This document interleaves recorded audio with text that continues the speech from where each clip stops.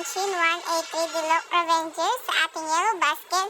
So, for today's video, papakita ko sa inyo ulit kung paano natin i-bubble wrap ng careful at safe ang ating items. So, kung makikita na ginugupitan ko yung sa side niya, then aalisin natin yung mga excess niya na bubble wrap para hindi siya magimulmol or kumbaga hindi pangit yung kadadatingan ng box natin o yung magiging bubble wrap natin. So, una natin ginawa is bubble wrap na natin yung items.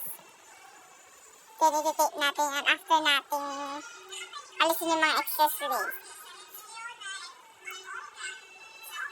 Then after natin dyan, guys, i-tape yan. Gagawa tayo ng panibagong box or new box. Gagawa tayo ng box para mas safe ang ating items. Para in case na, diba, nasa malayong lugar yan, mapalayo, mapalapit, ganyan at ganyan ang gagawin natin sa ating items.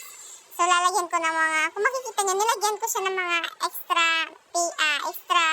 kahon, extra bubble wrap, para mas talagang safe ang ating Funko Pop.